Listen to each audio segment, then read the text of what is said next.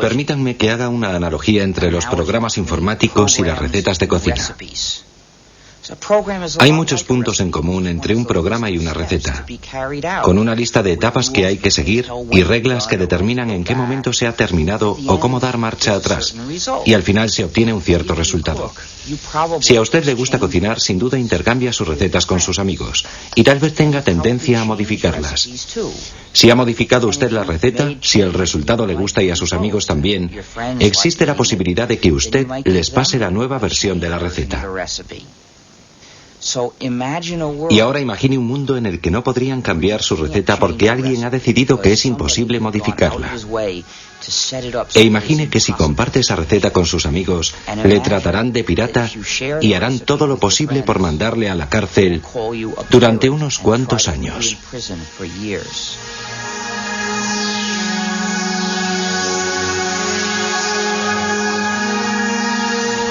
Código Linux.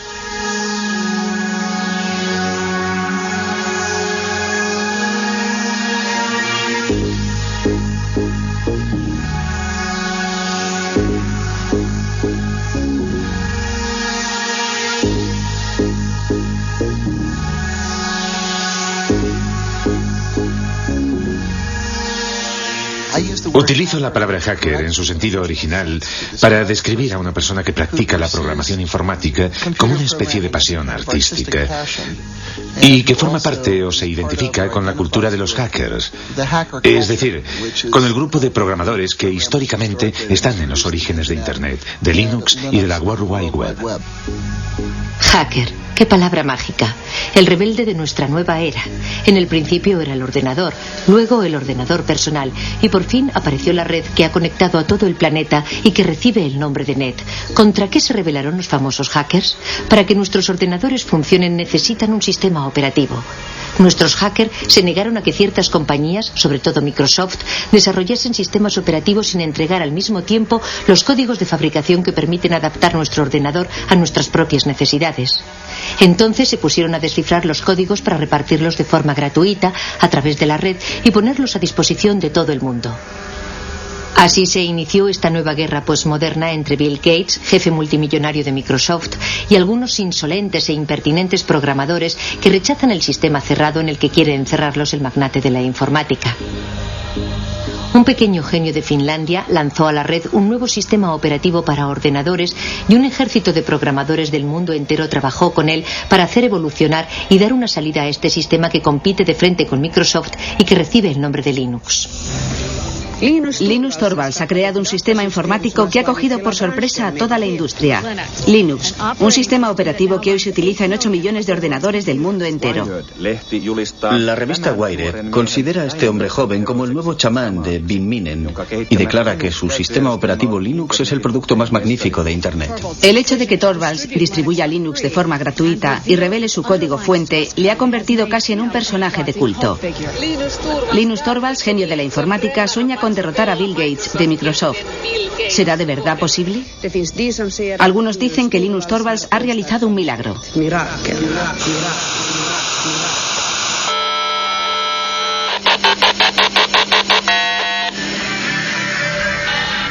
Todos estos programadores, como hormigas obreras unidos entre sí por la red, han hecho evolucionar la proposición de base de Linus Torvalds, adaptándola, modificándola, enriqueciéndola y creando así uno de los mejores sistemas operativos del mundo.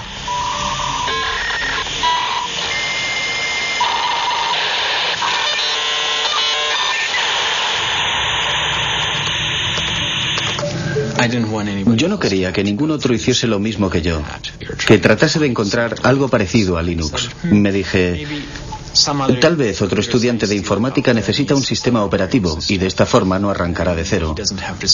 No quería luchar contra los molinos de viento, no se trataba de Don Quijote contra el resto del mundo, buscando crear el mejor de los mundos posibles.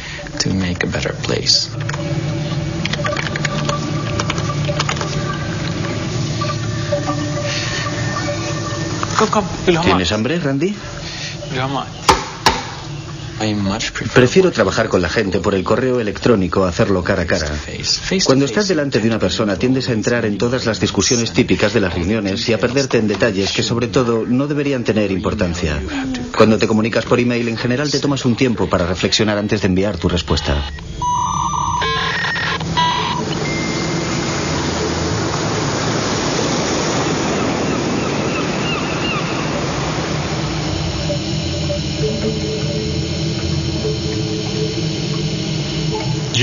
El simple hecho de que no estemos todos en la misma habitación no significa que no estemos juntos en el sentido social del término.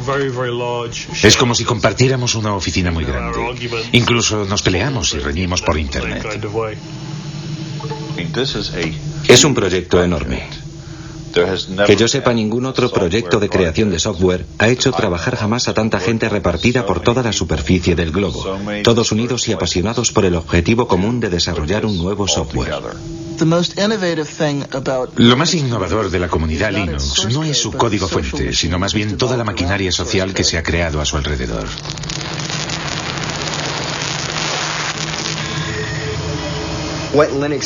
Para explicar lo que es Linux, empezaría por decir que cada ordenador es diferente, cada lector de disquetes es diferente, cada disco duro es diferente, cada controlador de vídeo es diferente y Linux es el sistema que sabe lo que hay que hacer para que todos esos componentes del ordenador ejecuten una tarea simple como borrar el documento o leer el archivo que hay en este disquete o dibujar esta imagen en la pantalla.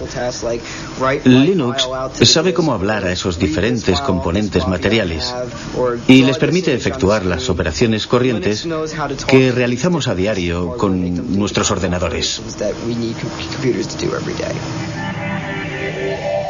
¿A qué nos referimos con exactitud cuando decimos Linux?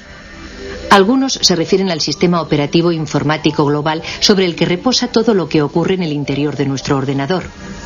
Otros utilizan el término Linux para designar la parte más importante del programa, el kernel o núcleo.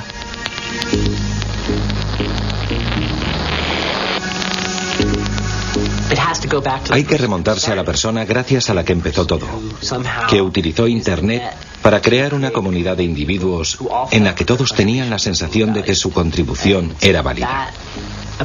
Y esa capacidad para fomentar la cooperación solo podía provenir de una persona educada en un país como Finlandia.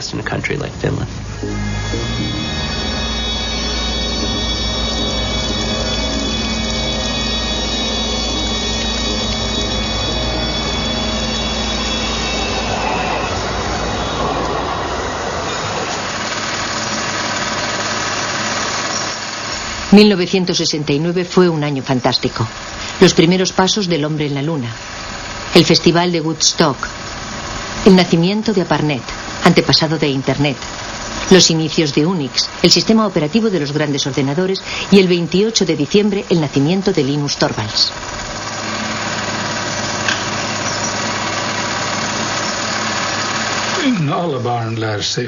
Todos los niños aprenden, sobre todo jugando. Por eso fue de verdad muy importante que Linus entrase en el mundo de la informática en un momento en el que los ordenadores todavía eran muy simples. Para un niño de 10 o 12 años era fácil darse cuenta de lo que había en el interior del ordenador, comprender su esencia. Para los niños y las niñas de hoy día es mucho más difícil comprender el mismo tipo de cosas, porque hay demasiados niveles y elementos complicados en los ordenadores actuales para que puedan adquirir el tipo de instinto y de comprensión que Linus adquirió a través del juego.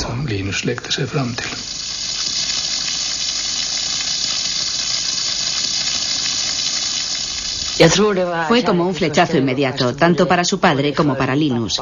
Los dos estaban excitadísimos, como unos niños, ante la idea de probar las posibilidades del Big 20. El lugar en el que Linus desarrolló Linux ya no existe. Ese cuarto existía antes de que tiráramos los tabiques. Aquí había una pared que seguía hasta un poco más lejos. Y allí había otra pared. Más o menos aquí, donde hoy está el sofá, estaban la mesa de trabajo y los ordenadores de Linus. Yo diría que lo que más ha cambiado en él es que se ha convertido en una especie de gurú de la resistencia. Sabe de verdad cómo cautivar a su público, lo que supone un cambio radical respecto a cómo era antes, porque era más bien tímido e introvertido. Y por regla general nunca tenía iniciativas propias, sino que dependía más bien de lo que proponían sus amigos.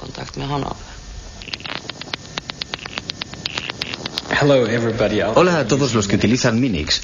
Estoy creando un sistema operativo gratuito. Es solo un hobby, no se trata de nada enorme ni profesional como GNU para los clones 386-486AT. Me gustaría recibir todo tipo de comentarios sobre lo que la gente piensa de Minix, porque mi sistema operativo se parece un poco al suyo. Todas las sugerencias serán bien recibidas, aunque no prometo que las vaya a incluir todas. Firmado linustorvalds@kruna.helsinki.fi. 1991. Se derrumba la Unión Soviética. Comienza la Guerra del Golfo. El físico británico Tim Berners-Lee crea un sistema de hipertexto al que llama World Wide Web. Microsoft va camino de dominar el mundo. Y el 17 de septiembre, Linus Torvalds envía la primera versión de Linux, la 0.01, al mundo entero vía Internet. Las primeras reacciones llegan al cabo de pocas horas.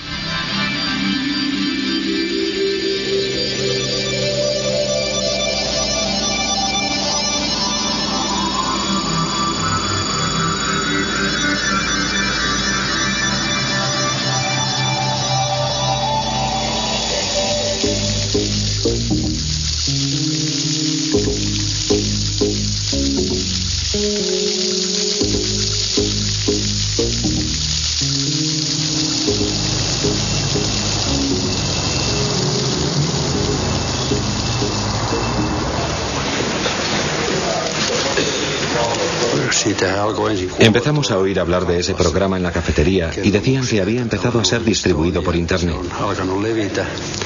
Luego oímos hablar del tal Linus y de la clase de hombre que era. Pero la verdad es que ya se había distinguido con anterioridad por la excelencia de sus resultados.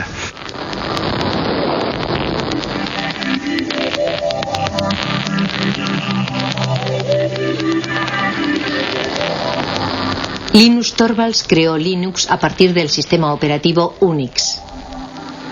Ken Thompson y Dennis Ritchie, de los laboratorios AT&T Bell, habían realizado la primera versión del sistema operativo de Unix en 1969. Unix era de libre acceso y se hizo muy popular en el medio universitario. Su filosofía se basaba en dos conceptos. En primer lugar, que todo es un archivo. Y en segundo lugar, que cuando creas un programa escribes cosas que cumplen una sola finalidad, pero que la cumplen bien.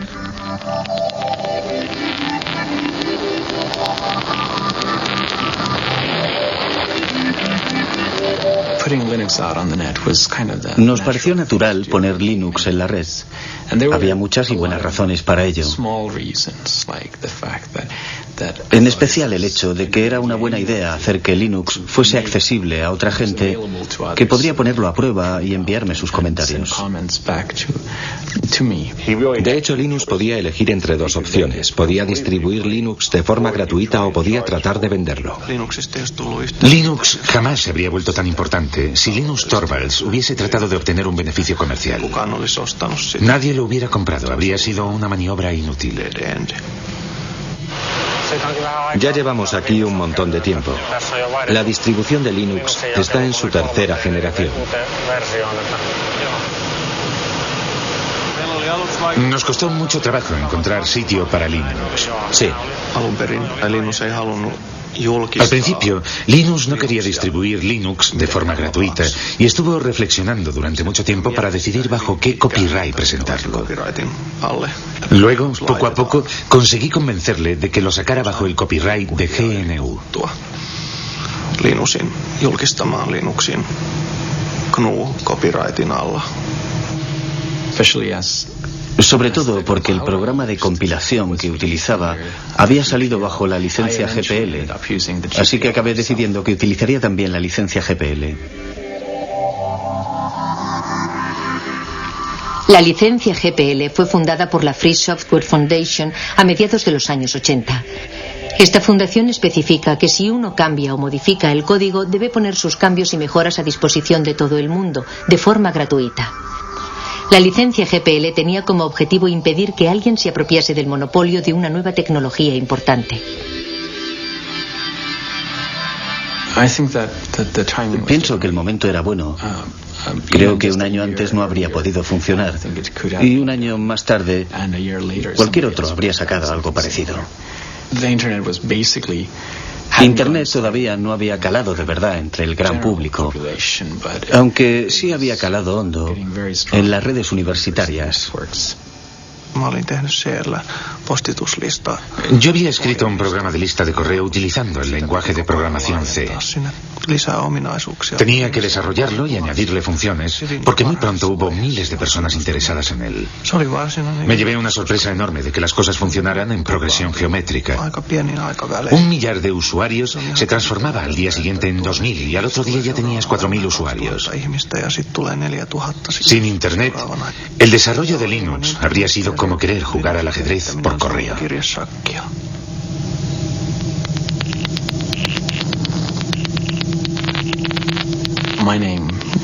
El primer nombre que elegí fue Freaks, para expresar a la vez la idea de free, libre y gratuito, y de freak, raro, diferente, sin olvidar la X final de Unix. A mí no me gustaba la idea de llamarlo Freaks.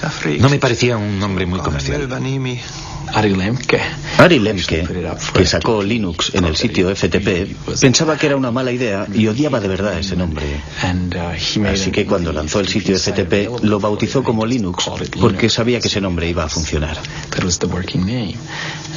Nos quedamos con ese nombre, que está claro que es muchísimo mejor.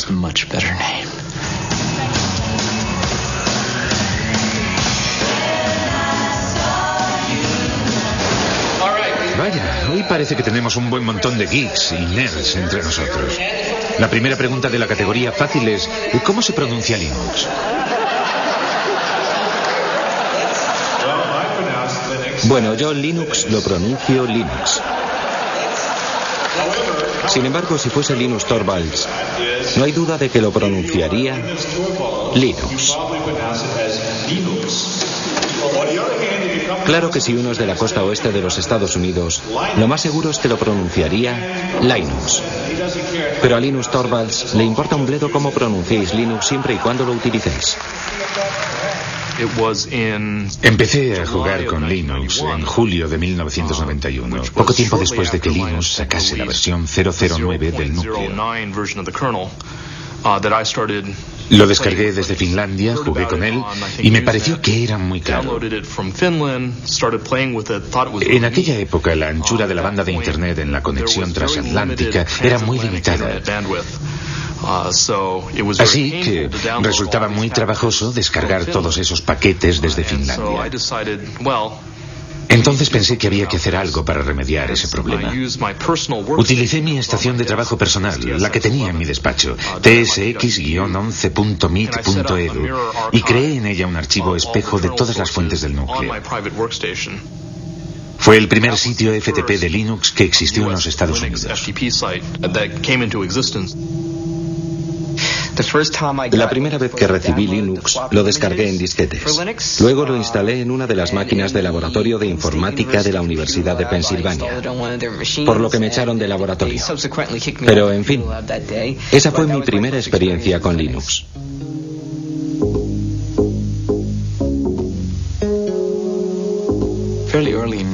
Bastante pronto, en 1992, cuando había 50 o 100 usuarios, me di cuenta de que ya no conocía a nadie.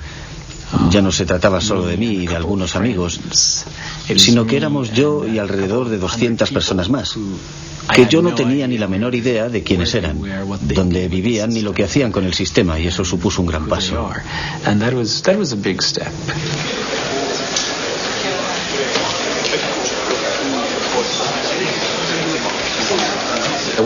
En 1994 el lanzamiento de la versión 1.0 fue muy importante y significó mucho para mí porque había supuesto muchísimo trabajo.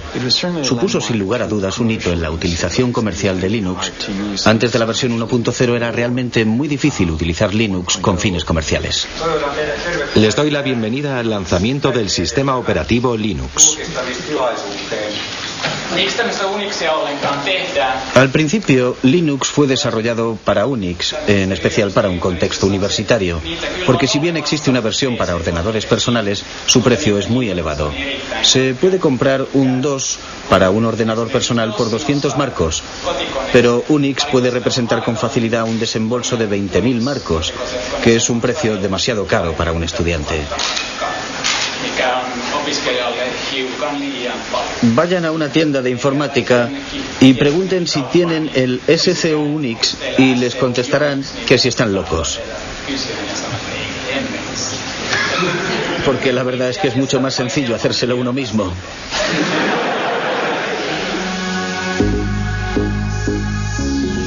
El proceso de desarrollo de Linux es extraño. No se basa en ninguna jerarquía aparente. Todo el mundo puede dar sus sugerencias para cambiar el código. Pero hay una persona que dirige, que toma las grandes decisiones y que selecciona las mejores ideas. Linus, el dictador benévolo.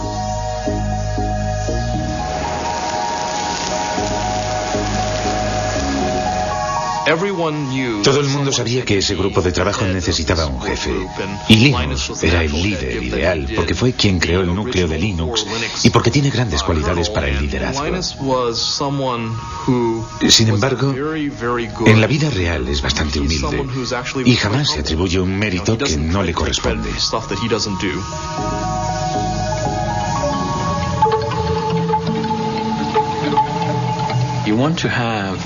Yo quería que cientos, miles de personas trabajaran en el núcleo al mismo tiempo, pero no quería que se pelearan y se pisaran los unos a los otros, porque en ese caso pierdes mucho tiempo resolviendo los conflictos y te ves metido todo el rato en discusiones acaloradas. Al principio me parecía conveniente presidir esa jerarquía y que los demás fueran como mis lugartenientes, pero las cosas han cambiado. Ahora se trata más bien de una web of trust, de una red de confianzas en la que yo tengo personas en las que confío, que a su vez confían en otras personas.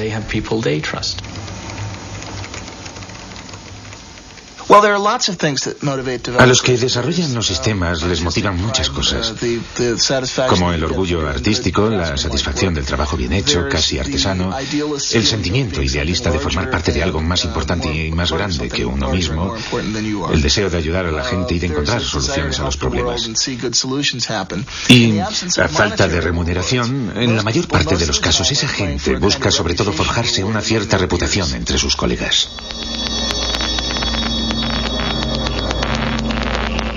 Uno de los puntos fuertes del desarrollo de Linux es que casi todos los creadores de software pueden ser contactados directamente por correo electrónico. Tetsu jugó un papel fundamental en la difusión de Linux en los Estados Unidos.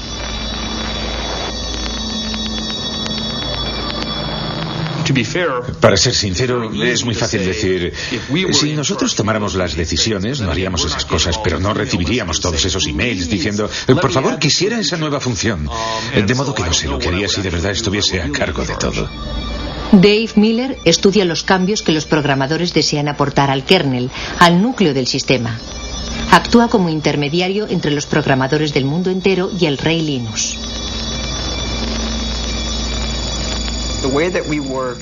Nuestra forma de trabajar es la siguiente. Puedes hablar durante todo el día de una gran idea o de una solución genial, pero tienes que proponernos algo.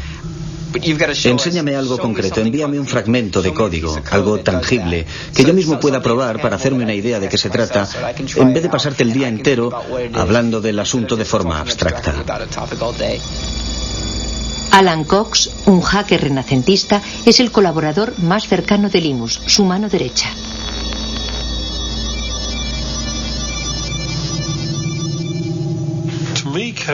Para mí el código presenta muchas similitudes con la poesía, por ejemplo, o con ciertos tipos de literatura. Su belleza reside en su estructura y en el hecho de clasificar las ideas una por una de forma clara. Si el código es bueno, lo puedes leer sin hacer comentarios. Comprendes de inmediato por qué ha sido escrito y lo elegante que es. Buscarás un código que sea a la vez elegante y claro, pero que no se base en trucos de la programación, que no dé por hecho una hipótesis que en el futuro podría demostrarse que es falsa. Porque lo último que te interesa es tener demasiado código en el núcleo final. En el núcleo de Linux, en general, el código no necesita demasiado esfuerzo para funcionar, porque nuestro objetivo no es programar y reprogramar por siempre jamás. Después de haber dirigido el proyecto Linux durante 5 años en Finlandia, en Helsinki, Linus fue reclutado por Silicon Valley, en California. Él deseaba descubrir el otro mundo, el del comercio y la industria. Quería salir del mundo universitario.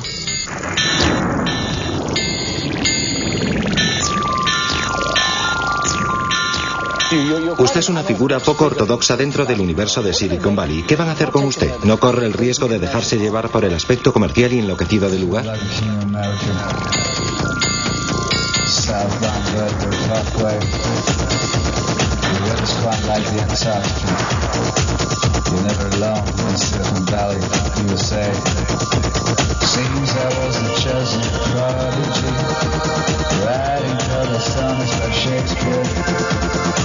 Some sort of balcony we couldn't even get near. And they didn't even Harry the earth. We eat, we found the wealth, we probably sell the shares as soon as you can. Get out and go on to the next thing. We're tired of young, could have been the king of America. The weather's quite like the Antarctica. Southbound Berger Parkway. Linus empezó a trabajar para la compañía Transmeta, la empresa misteriosa que se negó durante muchos años a revelar sus actividades. Se sabía, sin embargo, que trabajaba con un código fuente cerrado, siguiendo el ejemplo de Microsoft. ¿Habría cambiado Linus de bando? El mundo de los negocios tiene leyes extrañas. Al mismo tiempo que trabajaba para Transmeta, Linus podía seguir desarrollando su propio software con permiso de sus jefes. Hicieron todo lo que pudieron para obligarme a ser la imagen de Linux y de la comunidad open source en su conjunto. A pesar de que no había sido yo el que había tenido la idea de open source.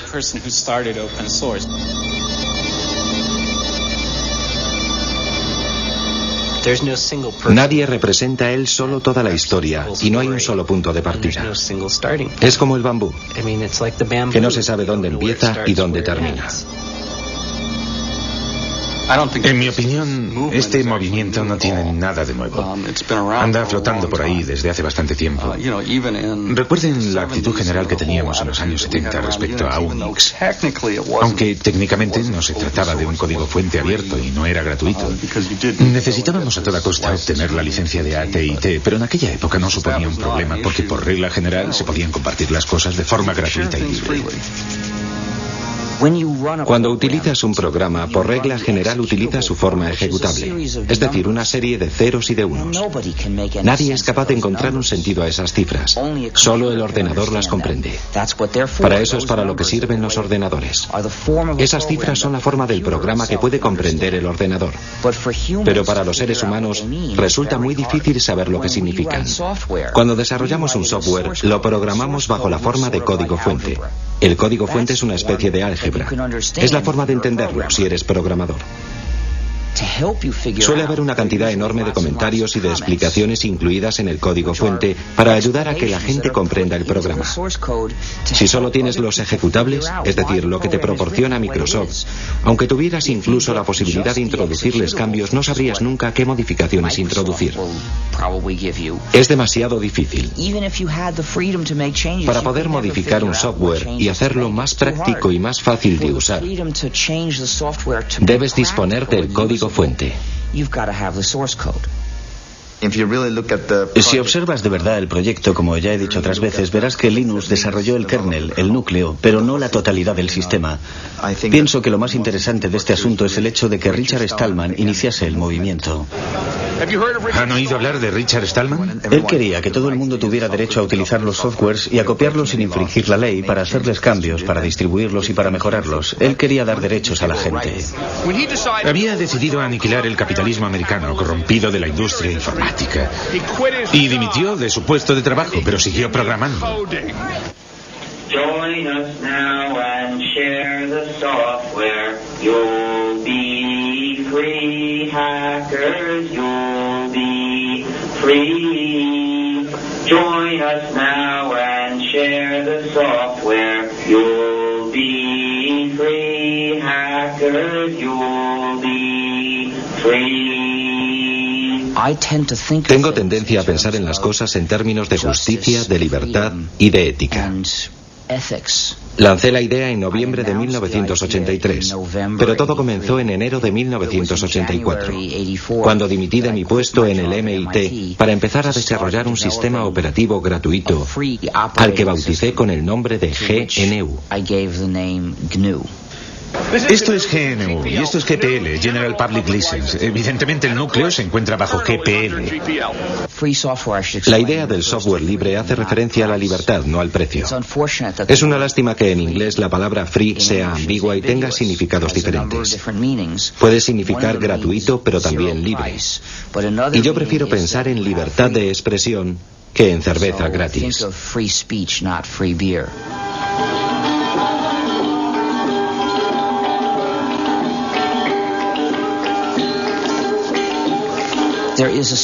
Existe una similitud entre el folclore, cuando un poema o una canción se redefine o cambia de forma de un cantante a otro,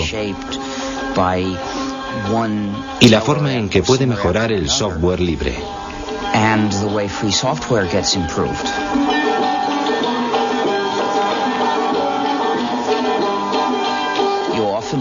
A menudo el software libre es desarrollado por un grupo de personas que no incluye a ninguno de los que lo desarrollaron al principio.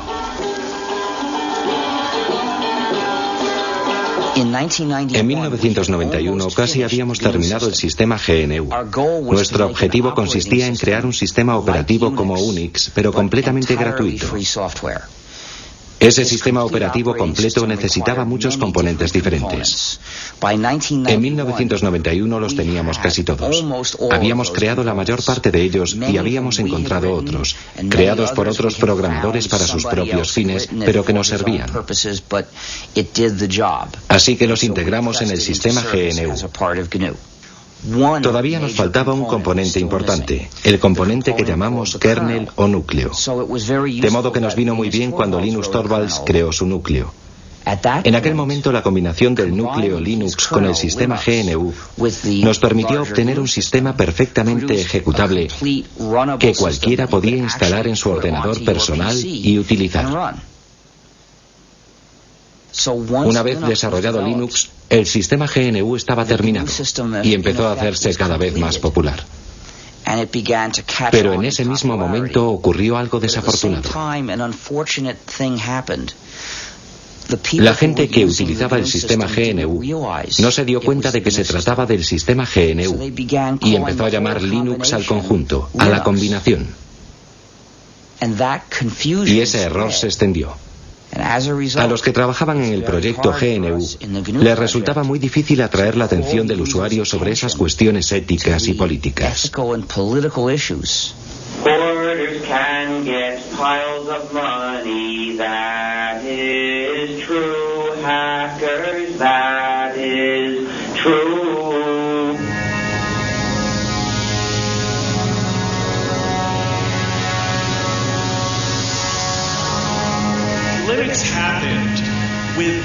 Linux nació sin la ayuda de ricos inversores, incluso a pesar de esa ayuda. ¿Cómo hacer para conservar la magia si se invierte tanto dinero en Linux? Cuando Linux empezó a comercializar, la gente dijo: no queremos guardar nuestro pequeño proyecto para nosotros solos, y nadie debe ganar dinero con él. Me parece muy bien, pero en el mundo real la gente utiliza las cosas para ganar dinero. Los Estados Unidos son una sociedad capitalista. Europa es una sociedad capitalista. Para que las empresas puedan empezar a utilizar Linux, necesitan tratar con alguien que sea capaz de proporcionarles la ayuda que esperan, que les venda el material, ese tipo de cosas. Y la gente que vende el material y la ayuda va a ganar dinero.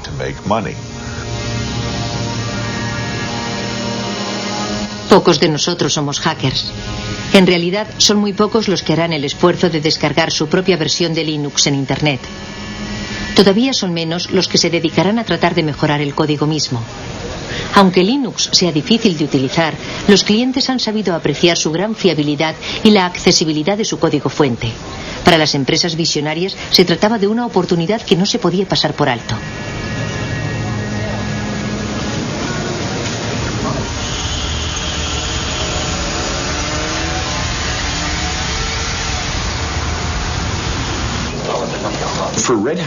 En realidad, Red Hat no buscaba un sistema operativo mejor que Microsoft o que Sun Microsystems.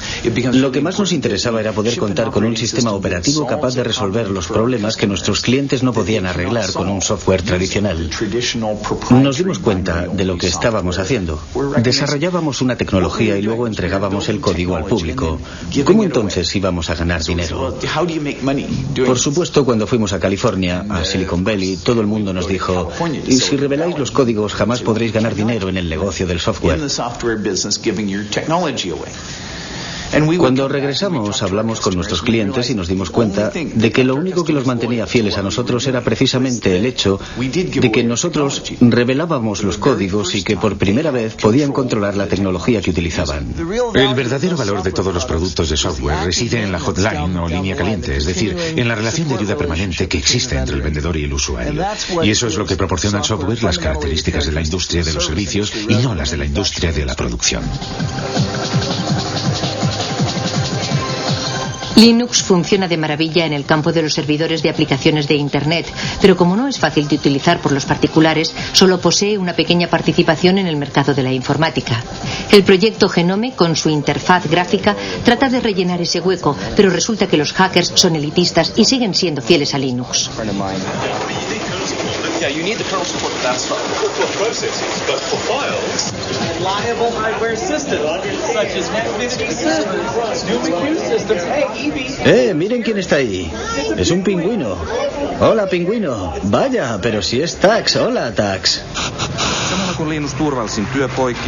El trabajo de Linus Torvalds crea todavía más millonarios y billonarios y le está haciendo salir canas al hombre que de lejos es el más rico del mundo, Bill Gates. Microsoft utiliza un modelo muy tradicional. Producen un código fuente cerrado, lo meten en un CD y lo venden. Ellos se ocupan de todo el trabajo de desarrollo de los sistemas y todos los beneficios son para ellos. Una vez que has entrado en este negocio es muy difícil cambiar de cultura, como por ejemplo orientarse hacia un negocio de cooperación en el que los programas se utilicen para revelar el código. Es muy fácil ganar dinero con los productos cuyo código está cerrado, tengas o no una gran participación en el mercado. Por ejemplo, ahora mismo Microsoft no se siente de verdad incentivado a abrir su código, no le interesa.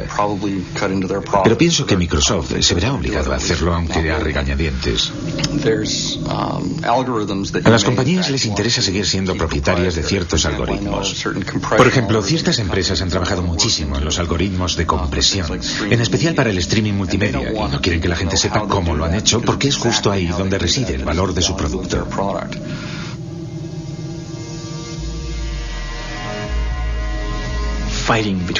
La famosa lucha entre Linus, líder de Linux, y Bill Gates, líder de Microsoft, empieza a tomar un cariz realmente personal.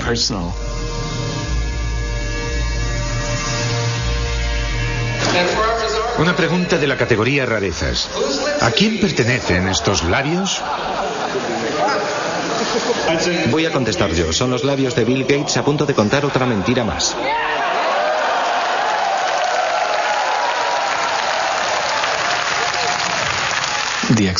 La aceptación de Linux se ha visto muy favorecida por el hecho de que la gente sabía de su existencia por la prensa. El aspecto David contra Goliat de la historia nos ayudó un poco, aunque en realidad eso no sea cierto del todo. La gente espera de los demás que sean amables y hagan bien las cosas. Yo no pienso que eso sea cierto ni que deba serlo. El poder de Linux es que, aunque no te ayude nadie, siempre podrás disponer de tu propia copia de Linux. Y la posibilidad de hacer con ella lo que te dé la gana. Quiero evitar convertirme en el político de Linux. Quiero que todo el mundo piense que soy un buen tipo y que soy una persona que no hace trampas. Linus, una última pregunta. Yo soy de la India. ¿Hay muchos indios que contribuyan al desarrollo del núcleo? No, no hay muchos. ¿Qué mensaje le gustaría mandarles para que sean cada vez más los que se unan a su proyecto? En mi opinión es solo un problema de infraestructuras. No siempre tienen acceso a Internet o disponen solo de una conexión muy lenta. Y pienso que la gente quizás no está acostumbrada a ese tipo de colaboración por Internet y se pone un poco nerviosa. ¿Tienen un mensaje para motivarles, para hacer que vengan más programadores? No conozco los problemas de la India, pero sin duda existirán problemas locales que solo los indios pueden resolver. Problemas que al continente americano no le importan en absoluto. En mi opinión resulta muy estimulante cuando alguien dice: yo puedo resolver ese problema, puedo crear mi propia versión de Linux que me convendrá mucho más. ¿Entendido? Y eso vale para un indio, para cualquiera. Eso es lo que debe motivar a la gente, aunque por otro lado diga lo que diga yo, no tienen por qué hacerme caso. Linus, solo un momento. Muchas gracias. Gracias a usted. La próxima vez que visite la India, lo intentaré, pero debería pasar unas largas vacaciones. Trabajo para una revista holandesa. ¿Piensa ir a los Países Bajos?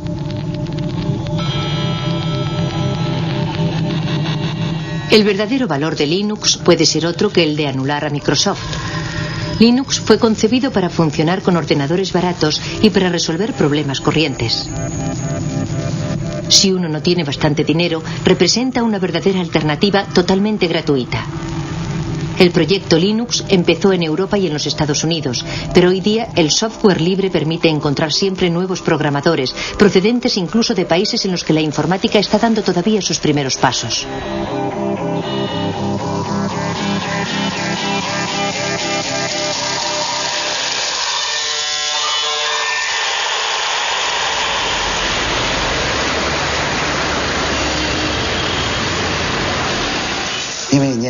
La sociedad Red Flag está especializada en la investigación, el desarrollo y la comercialización de sistemas operativos basados en Linux. Como ustedes saben, China está retrasada respecto a los países desarrollados en materia informática.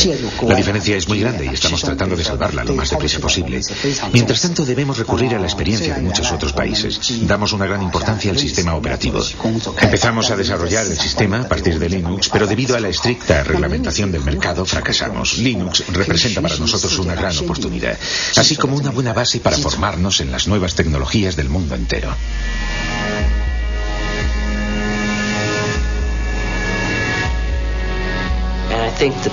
Es la mayor transferencia de riqueza que se haya visto jamás entre lo que llamamos el norte industrializado, Europa y Estados Unidos, y el tercer mundo.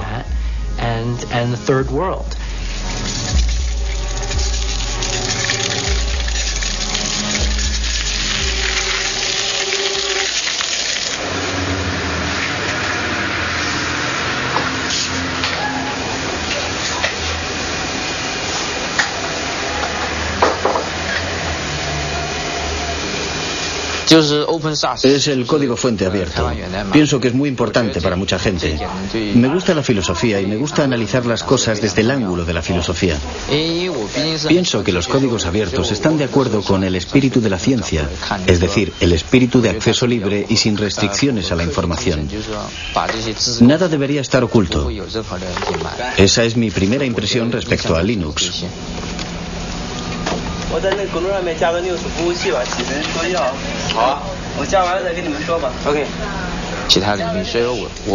Ese espíritu se podría extender a otros campos. Nunca he pensado que debiera aplicarse únicamente al campo de la informática. Resumiendo, por una parte está una de las clases más privilegiadas de las sociedades capitalistas, los programadores. Pueden ganar tanto dinero con la programación que tienen tiempo libre para dedicarse a sus aficiones. Los programadores como Alan Cox pueden imponer su precio. Son las personas que se encuentran en el vértice de la pirámide, que transfieren su propiedad intelectual, que supone una riqueza enorme, hacia los países pobres. Es el socialismo en acción, aunque a los liberales les horrorice que se mencione siquiera.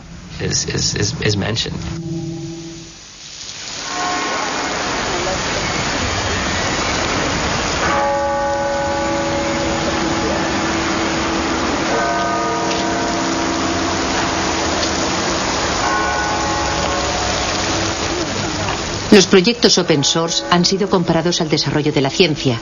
La ciencia en sí misma no da dinero. Son las aplicaciones industriales de las investigaciones las que crean riqueza. Para los hackers, partidarios de la open source, el desarrollo de Linux ha sido siempre un proyecto voluntario de tipo científico, un auténtico hobby. Los expertos más valiosos de Linux acabaron por ser contratados por otras compañías. En 1999, durante el auge de la economía de la red y de los negocios electrónicos, algunas empresas Linux cotizaron en bolsa. Wall Street anunció que las acciones de Linux alcanzaron valores récord. Por supuesto, la situación no duró, pero durante un cierto tiempo algunos hackers de Linux fueron increíblemente ricos, al menos sobre el papel.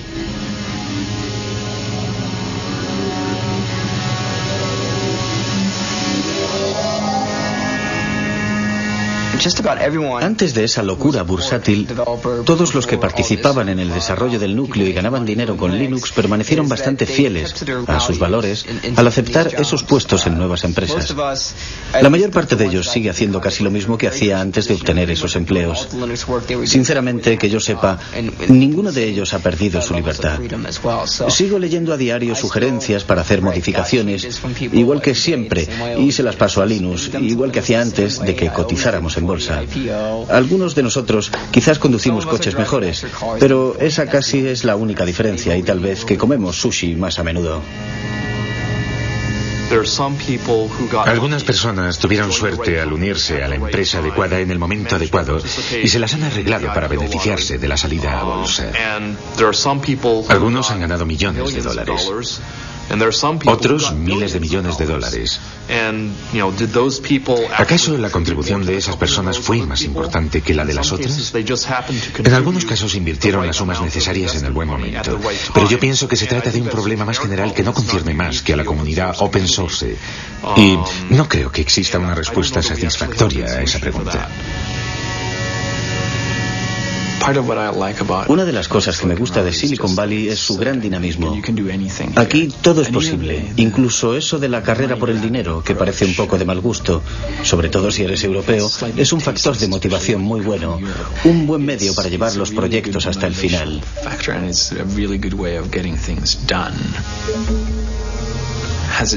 ¿Me ha hecho cambiar el hecho de vivir aquí? Supongo que sí. Ya no soy el mismo que era cuando llegué. Pero no creo que me interese más el dinero que antes.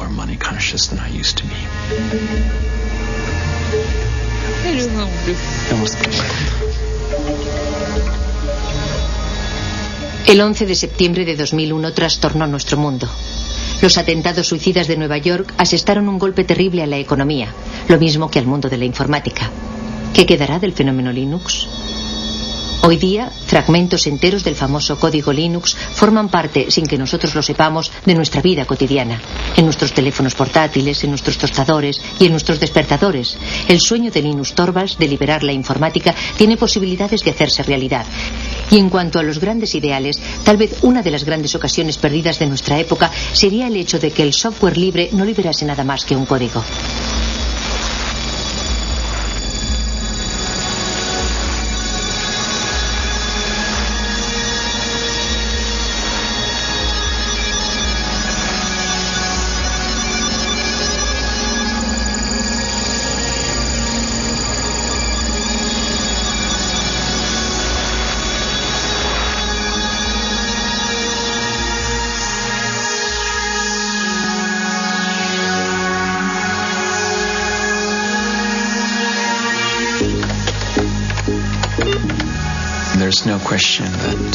La cuestión no es saber si los progresos tecnológicos dejarán anticuado a Linux en un momento determinado.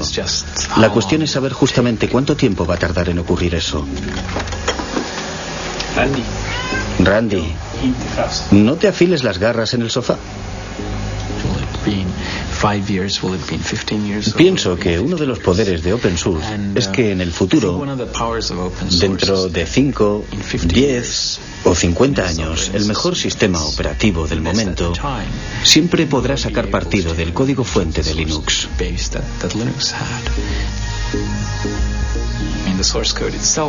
En cierta medida, el código fuente es la memoria de Linux y la gente siempre lo podrá usar como una especie de referencia.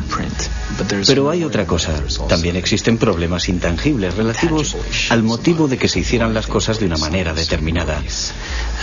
Yo pienso que esas cuestiones están en el aire, conmigo o sin mí.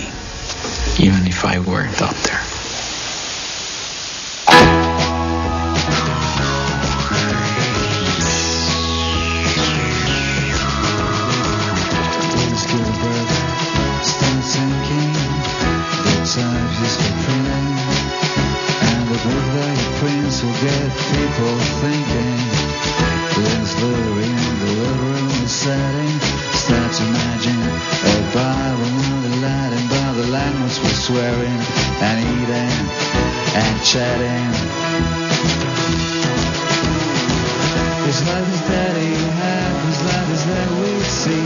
Big changes through a human history, not by some powerful materialist victory, but botanic incremental degrees. Mr. Linus goes to Washington to speak about praxis, wretched chains, little man and universal axis. Linus against Goliath with nothing else to fill, but sling a little stone in the face of Big Bill. But Linus Jefferson's give the strings that lose, and it changes the way the world plays the blues.